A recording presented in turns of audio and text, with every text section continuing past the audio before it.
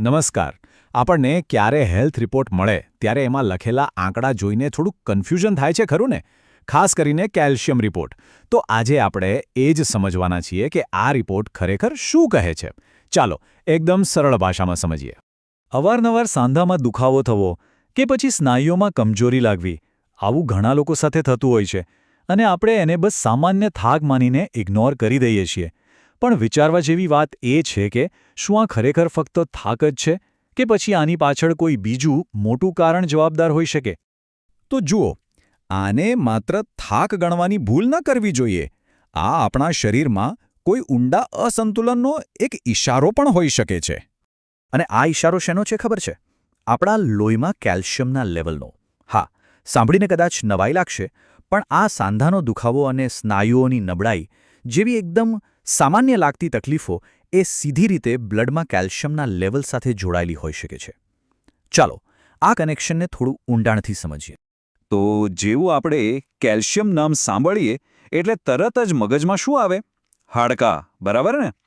પણ શું કેલ્શિયમનું કામ ખાલી હાડકાને મજબૂત કરવાનું જ છે કે પછી એનાથી પણ કંઈક વધારે છે? ચાલો જોઈએ કે આપણા શરીર માટે આ કેલ્શિયમ ખરેખર કેટલું જરૂરી છે. જુઓ, મોટાભાગના લોકો એમ જ માને છે કે કેલ્શિયમ એટલે હાડકાં, પણ હકીકત એ છે કે આપણા હૃદયના ધબકારાને રેગ્યુલર રાખવા માટે અને આપણા મગજથી આખા શરીર સુધી જે મેસેજ પહોંચે છે એ નર્વસ સિસ્ટમ માટે પણ કેલ્શિયમ એટલું જ, બલકે એનાથી પણ વધારે જરૂરી છે. સાચું કહું તો આ એક રીતનું સુપર મિનરલ છે.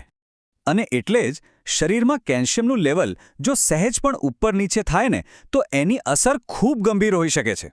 આ કોઈ નાની મોટી વાત નથી, પણ આપણા સ્વાસ્થ્ય માટે એક મોટો ખતરો બની શકે છે. એટલે જ એનું પરફેક્ટ બેલેન્સ જાળવવું ખૂબ જ જરૂરી છે. ઓકે, તો માની લો કે કેલ્શિયમનો ટેસ્ટ કરાવ્યો. હવે જે રિપોર્ટ આવે છે એમાં જે આંકડા લખેલા હોય છે એનો મતલબ શું? એ શું કહેવા માંગે છે? ચાલો હવે એ સમજીએ. સામાન્ય રીતે આપણા લોહીમાં કેલ્શિયમનું લેવલ 8.5 થી 10.5 મિલીગ્રામ પ્રતિ ડેસીલીટર એટલે કે mg/dl ની વચ્ચે હોવું જોઈએ. આ mg/dl એ લોહીમાં કેલ્શિયમ માપવાનું એક યુનિટ છે, બસ. અને આ જે આંકડા છે ને એ જ ડૉક્ટરને આપણા સ્વાસ્થ્ય વિશેની સૌથી અગત્યની માહિતી આપે છે. તો આ જે નોર્મલ રેન્જ છે એ શું છે? એને એકદમ સિમ્પલ ભાષામાં કહીએ તો એ એક સેફ ઝોન છે. જો કેલ્શિયમનું લેવલ આ રેન્જની અંદર હોય તો સમજો કે બધું બરાબર છે, પણ જો એનાથી ઓછું કે વધારે હોય તો પછી ડૉક્ટરને એનું કારણ શોધવું પડે છે. તો સવાલ એ થાય કે આ ટેસ્ટ કરાવવાની જરૂર ક્યારે અને શા માટે પડે છે?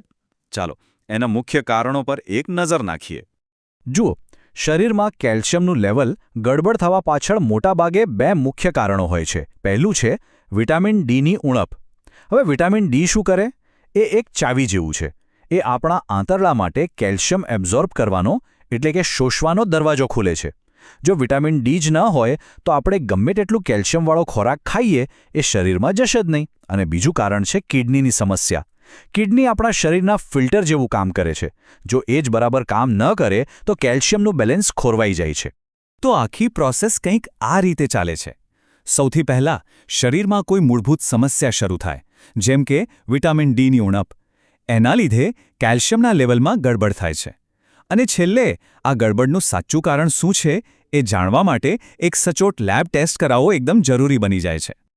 તો હવે આપણે સમસ્યા પણ સમજી લીધી અને એના સંભવિત કારણો પણ જાણી લીધા. તો હવે એનો ઉકેલ શું? અહીં એક વાત ખાસ યાદ રાખવા જેવી છે. સચોટ રિપોર્ટ એ જ સાચી સારવારનો પાયો છે. કારણ કે જો નિદાન જ ખોટું હોય તો એના પર શરૂ થયેલી સારવાર ફાયદો કરવાને બદલે નુકસાન પણ કરી શકે છે. એટલે એકદમ એક્યુરેટ રિપોર્ટ મેળવવો સૌથી પહેલી અને સૌથી જરૂરી શરત છે. અને એટલે જ એ બહુ જ જરૂરી છે કે ટેસ્ટ હંમેશા કોઈ ભરોસાપાત્ર અને સારી લેબોરેટરીમાંથી જ કરાવવામાં આવે, જેથી જે રિપોર્ટ મળે એ એકદમ સચોટ અને વિશ્વાસપાત્ર હોય. જે સ્ત્રોતમાંથી આપણે આ માહિતી લીધી છે એમાં ઉદાહરણ તરીકે મોરબીની શિવ ક્લિનિકલ લેબોરેટરીનું નામ આપેલું છે. અને એ લોકો ફ્રી હોમ કલેક્શન જેવી સુવિધા પણ આપે છે. કહેવાનો મતલબ એ છે કે આપણા વિસ્તારમાં પણ આવી કોઈ સારી ભરોસાપાત્ર લેબ શોધીને ઘરે બેઠા પણ આસાનીથી ટેસ્ટ કરાવી શકાય છે. તો છેલ્લે એક સવાલ મનમાં જરૂર થવો જોઈએ, શું આપણે આપણા સ્વાસ્થ્યના આ સૌથી મૂળભૂત પાયા એટલે કે કેલ્શિયમ પર પૂરતું ધ્યાન આપી રહ્યા છીએ?